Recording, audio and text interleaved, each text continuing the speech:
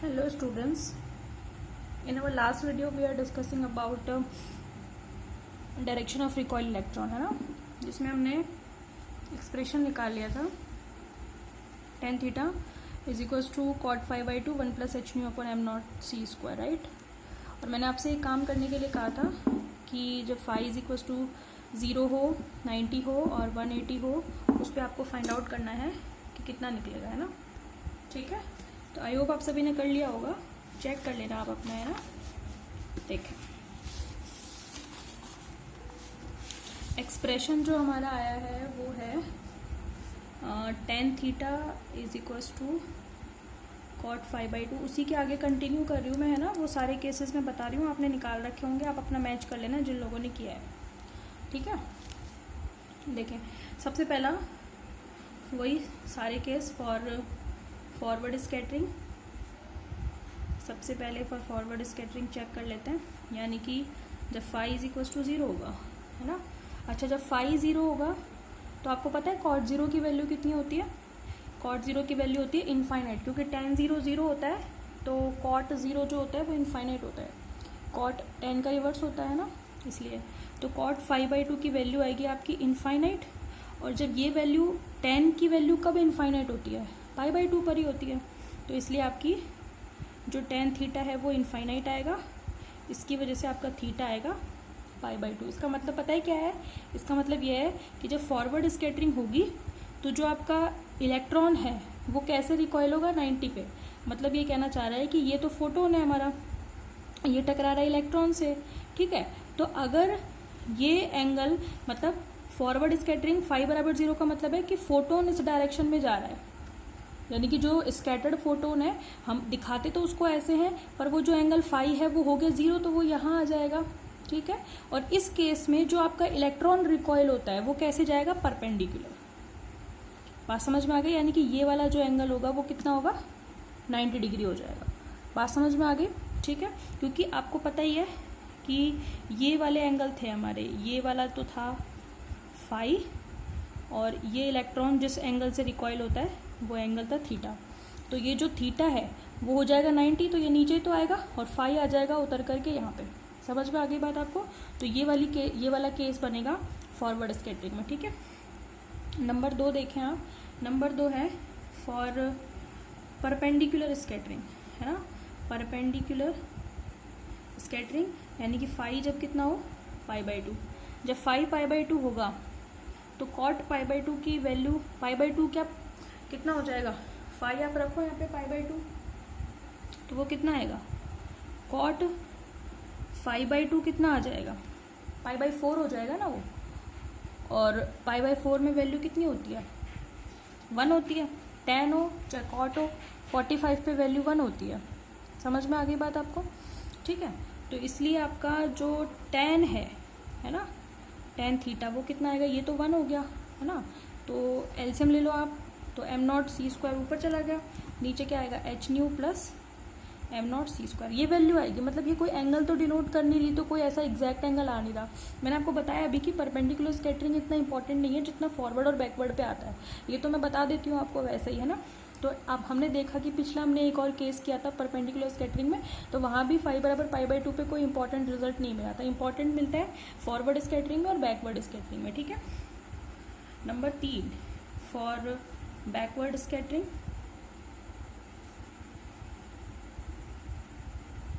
ठीक है। Phi is equals to backward scattering में होगा पाई, 180 कह लो आप या पाई कह लो, 180 अपॉन पाई नहीं है ये, है ना, आप इसको अपॉन में समझ लेना, 180 कह लो या पाई कह लो। तो उस केस में आपका जो cot है, cot फाई बाई 2 है, वो कितना होगा, वो एक्चुअली cot फाई बाई 2 होगा cot पाई बाई 2, और cot पाई बाई 2 कितना होता है, 0, है ना। तो cot फाई बाई 2 आपका, आप यहीं पे तो रखोगे ना भाई, पाई फाई की जगह ही तो पाई रखोगे, तो cot पाई बाई 2 हो जाएगा, और cot पाई बाई 2 की वैल्यू होती है 0। तो इस केस में आपका जो tan थीटा है वो हो जाएगा 0, और tan थीटा की वैल्यू 0 कब होती है, थीटा बराबर 0 पर ही होती है। इसका मतलब क्या है, इसका मतलब ये है कि जब बैकवर्ड स्कैटरिंग होगी, बैकवर्ड स्कैटरिंग मतलब जिस डायरेक्शन से आपका इलेक्ट्रॉन आया है, सॉरी फोटोन आया है, स्कैटर्ड फोटोन भी उसी डायरेक्शन में वापस जाए, और इलेक्ट्रॉन पता है किस एंगल पर जाएगा, इलेक्ट्रॉन जाएगा यहाँ 0 पर।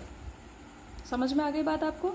तो अगर इस तरीके से स्कैटरिंग हो कि जो बैक स्कैटरिंग फोटोन स्कैटर्ड हो रहा है वो इस डायरेक्शन में आया, उसी डायरेक्शन में वो वापस चला जाए, तो जो रिकॉइल इलेक्ट्रॉन है वो कहाँ जाएगा? 0 डिग्री एंगल पर जाएगा।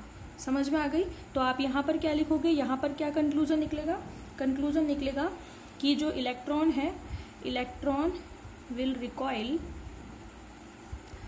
Eight 90 degree to the X ray. ठीक है, एक्स रे से 90 डिग्री पर। समझ में आ गई? और यहाँ पे क्या होगा? Electron will recoil in direction of X ray. समझ में आ गई बात आपको? तो ये आपके तीनों क्विज कंप्लीट हो गए हैं। अब हम आज शुरू कर रहे हैं हमारा नंबर 3 एप्लीकेशन जो है वो है हमारा नंबर 3 वेलोसिटी, है ना? वेलोसिटी ऑफ कौन सा? Recoil electron. नंबर 3 है आपका वेलोसिटी ऑफ रिकॉइल इलेक्ट्रॉन। समझ में आ गई बात? वेलोसिटी कैसे निकालेंगे वो देखें। जब हमने कॉम्पटन इफेक्ट शुरू किया था तो वहाँ हमने कंजर्वेशन ऑफ एनर्जी लगाया था। आपने देखा होगा कि अभी जब हमने शुरू किया था, एप्लीकेशन शुरू किए थे, जो सबसे पहले हमने निकाला था क्या निकाला था हमने सबसे पहले? हाँ, kinetic energy of recoil electron. तो kinetic energy of recoil electron में तो हमने मोमेंटम की इक्वेशन काम ली थी, आपको याद होगा? नहीं, कॉम्पटन की इक्वेशन काम ली थी। जो सबसे पहला हमने पढ़ा था kinetic energy of recoil electron, आप ऐसे याद रखा करो अपने पिछले, ताकि कंफ्यूजन ना हो। Kinetic energy of recoil electron में हमने कॉम्पटन इक्वेशन ही काम में ली थी, है ना? ये वाली nu minus nu dash upon nu nu dash is equal to वाली इक्वेशन काम ली थी। फिर हमने नंबर 2 कौन सा पढ़ा? ये हमने पढ़ा एंगल, है ना? यानी कि डायरेक्शन ऑफ रिकॉइल इलेक्ट्रॉन पढ़ा हमने। तो हमने क्या काम में लिया? मोमेंटम की 2 इक्वेशन काम में ली थी। जो हमने मोमेंटम निकाला था अलॉन्ग एक्स एक्सिस और अलॉन्ग वाई एक्सिस, तो हमने वाई एक्सिस की इक्वेशन में एक्स एक्सिस से डिवाइड किया, तभी तो हमें tan थीटा मिला था। ठीक है, तो ऐसे अपने दिमाग में एनालिसिस करते रहा करो टॉपिक का, ताकि एग्जाम में कंफ्यूजन ना हो। ठीक है, तो जब सारे टॉपिक कंप्लीट हो जाए तो दिमाग में एक बार रिकॉल किया करो सारे टॉपिक्स को, कि हमने वास्तव में क्या क्या पढ़ा, किसमें क्या क्या पढ़ा। उससे क्या होता है, चीज़ें भूलते नहीं, कंफ्यूज नहीं होते। ठीक है, नंबर 3 पे अब हम पढ़ने जा रहे हैं वेलोसिटी ऑफ रिकॉइल इलेक्ट्रॉन। इसमें हम शुरुआत कहाँ से करेंगे वेलोसिटी निकालने के लिए? जो हमने एनर्जी कंजर्वेशन लॉ लगाया था जब हमने कॉम्पटन इफेक्ट शुरू किया था। आपको याद नहीं है तो मैं बताती हूँ आपको। देखें, देखो, ये अकॉर्डिंग टू हमने एनर्जी कंजर्वेशन लगाया था, तो हमने ये इक्वेशन निकाली थी फर्स्ट। सेकंड और थर्ड तो हमारी लास्ट टॉपिक में काम आ गई, है ना? जब हमने थर्ड में सेकंड से डिवाइड किया था। अब आएगी ये वाली इक्वेशन काम, है ना? तो मैं यहाँ से डायरेक्ट लिख रही हूँ according to the energy conservation. ठीक है, देखें, according to the energy conservation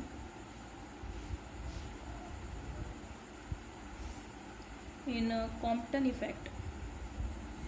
last topic है आपका ये कॉम्पटन का। क्या इक्वेशन थी? इक्वेशन ये रही आपकी mc² is equal to h nu minus nu dash plus m0c²। ये mc² क्या है भाई? ये mc² है इलेक्ट्रॉन की ऊर्जा ही तो थी। अगर आपको डायग्राम याद है, आपने जहाँ कॉम्पटन इफेक्ट का डायग्राम बनाया है वहाँ पे आपने mc² किसकी एनर्जी दिखाई है? देखो आप अपने नोट्स में जहाँ आपने डायग्राम बनाया है वहाँ पे आपने ये mc² एनर्जी रिकॉइल इलेक्ट्रॉन की तो है। ठीक है, तो मैं पहले इक्वेशन लिख देती हूँ। ठीक है, अकॉर्डिंग टू क्या है हमारी? mc² is equal to h nu minus nu dash plus m0c²। तो ये इक्वेशन मैंने लिख दिया। ठीक है, अब देखें आप यहाँ पे ये mc² क्या है? Where mc² is the energy of recoil electron according to diagram, क्योंकि हमने डायग्राम के अकॉर्डिंग ही ये इक्वेशन लिखी है। ठीक है, लेट दिस इज, मैं इसको कैपिटल ई से शो कर रही हूँ। ठीक है, तो इक्वेशन क्या बन जाएगी? E is equal to H nu minus nu dash plus m0c²। और ये तो हमने वहाँ पे दिखाया भी है। ठीक है, ई से ही तो शो किया होगा उसको वहाँ पे। ठीक है, और डिनोट करने में कोई दिक्कत नहीं है, आप खुद से भी डिनोट करो। मैंने यहाँ पे ई से डिनोट कर दिया। ठीक है, ओके, अब ये मेरी हो गई इक्वेशन नंबर 1 ही डाल दूँ इसको? 1 डाल दूँ, नहीं डाल दूँ? अब तक कितनी इक्वेशन आ गई आपकी? अब तक आपकी आ गई। जो हमने लास्ट इसको डाली थी 8 है ना, जो रिजल्ट्स मिले हैं उनको आप 9, और इसमें तो कुछ मिलेगा नहीं है ना, इसको मत डालना, इसको 10 डाल देना। ठीक है, तो 10 इक्वेशन उसमें हो गई। तो अब हमने हर टॉपिक में नई नई डाली है, हर एप्लीकेशन में, तो इसमें भी नई डाल देते हैं ना, तो मैंने इसको डाल दी यहाँ पे 1। ठीक है भाई, अब आप ये देखें कि हम ये जानते हैं since energy momentum energy mass relation कौन सा है, हम ये जानते हैं ना, E square is equal to ये होता है P square C square plus am not square C4, ये हम जानते हैं रिलेशन। ठीक है, एनर्जी मास नहीं, इसको हम बोलेंगे मोमेंटम भी आ जाता है ना इसका, एनर्जी मोमेंटम रिलेशन। ठीक है, या संवेग ऊर्जा संबंध या मोमेंटम एनर्जी रिलेशन, कुछ भी कह दो आप। एनर्जी मास रिलेशन होता है वो वाला जो आप लिखते हो ना, E is equal to MC square लिखते हो, वो वाला होता है। ठीक है, इसमें मोमेंटम का आ जाता है, इसलिए हम इसको बोलते हैं मोमेंटम एनर्जी रिलेशन। ठीक है, चलें, अब यहाँ पे ये हो गई मेरी इक्वेशन नंबर 2। मुझे क्या करना है, इस इक्वेशन 2 को इसमें एंटर कराना है।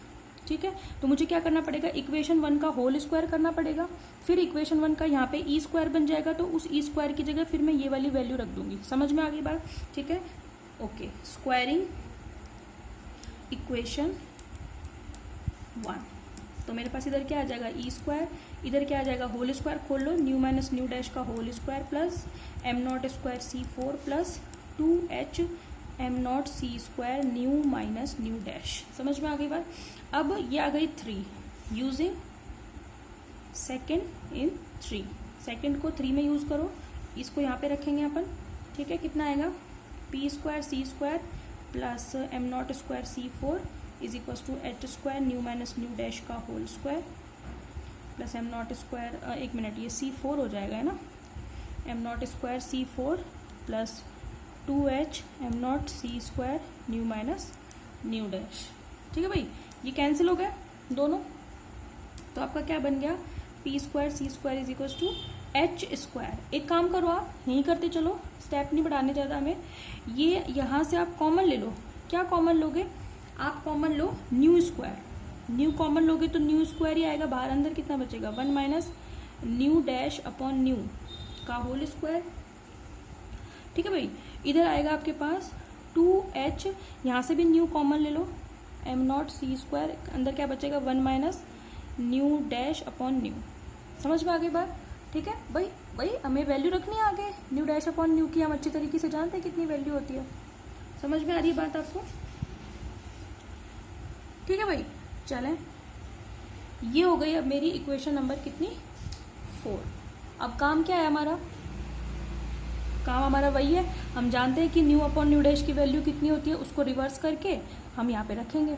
ठीक है, आप देखें उसको कैसे करेंगे, सिंस हम पहले निकाल चुके हैं किसकी value, new upon new dash की वैल्यू कितनी थी, 1 प्लस एल्फा 1 माइनस कॉस 5, ये हम पहले से निकाल चुके हैं। पर मुझे किसकी चाहिए, न्यू डैश अपॉन न्यू, तो न्यू डैश अपॉन न्यू कितना होगा, न्यू डैश अपॉन न्यू होगा आपका 1 upon 1 plus alpha 1 minus cos 5। समझ में आ गई? अब मुझे इस इक्वेशन के लिए क्या चाहिए, 1 minus nu dash upon new. ठीक है, दोनों जगह यही चाहिए, यहाँ भी चाहिए और यहाँ भी चाहिए, दोनों जगह चाहिए। तो दोनों जगह एक ही चीज़ रखने से अच्छा है मैं एक बार इसको यहीं पे कैलकुलेट कर लूँ और डायरेक्ट रख दूंगी यहाँ पे। ठीक है, ताकि मेरा ये एक्सप्रेशन घिचपिच नहीं होएगा। ठीक है, तो यहीं से निकालो, न्यू डैश अपॉन न्यू तो निकल ही गया हमारा, 1 माइनस कर देते हैं ना, therefore 1 minus nu dash upon new कितना होएगा, 1 minus 1 upon 1 plus alpha 1 minus cos 5। समझ में आ गई बात आपको? ठीक है, एलसीएम ले लो, nu dash upon nu, LCM लोगे कितना आएगा, 1 प्लस एल्फा 1 माइनस कॉस 5 है ना, ऊपर ले जाओ, फिर आपका क्या होगा, एलसीएम लोगे तो 1 से 1 कैंसिल होगा है ना, तो एल्फा 1 माइनस कॉस 5 बच गया आपका।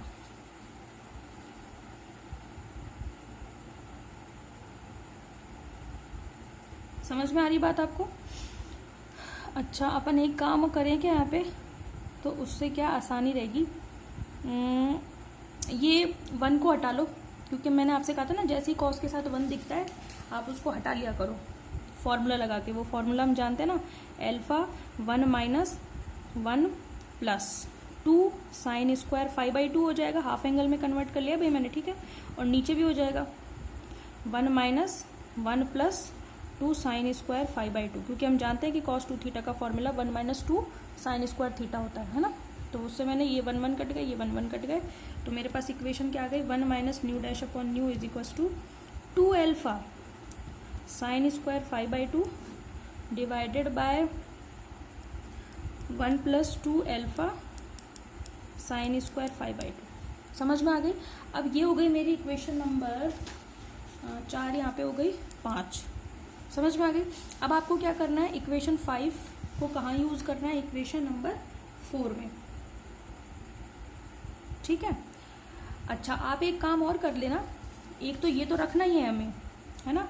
इसके अलावा सिंस हम ये भी जानते हैं कि जो एल्फा है वो कितना था आपका, H nu upon M not C square, तो इन दोनों को यूज करेंगे, एक तो इस वैल्यू को भी और इक्वेशन 5 को भी, दोनों को रखेंगे यहाँ पर इक्वेशन नंबर 4 में। आप मत करना, आपसे नहीं होगा किस तरीके से मॉडिफाई करना है, कौन सी चीज़ क्या करनी है, आप तो यहाँ तक रेडी रखना अपना पढ़ लिख करके, ठीक है। वेलोसिटी ऑफ रिकॉइल इलेक्ट्रॉन को कल हम खत्म कर देंगे और कल कुछ न्यूमेरिकल भी करेंगे साथ के साथ, ठीक है। तो आपके मुश्किल से ये लगा लो कल, मतलब ये तो हो ही गई, इसके अलावा 2-3 वीडियो और बनेगी अभी इसकी, क्योंकि न्यूमेरिकल्स काफ़ी आ जाते हैं इस टॉपिक में से, इंपॉर्टेंट है, ठीक है। इसके बाद हम हमारा नया चैप्टर शुरू करेंगे। यूनिट अभी वही चल रही है भाई, अभी तक तो एक सेक्शन भी नहीं हुआ है, सेक्शन ही काफ़ी बड़ा है, बड़े बड़े टॉपिक हैं, ठीक है भाई। आप इसको रेडी रखना, ठीक है। Thank you.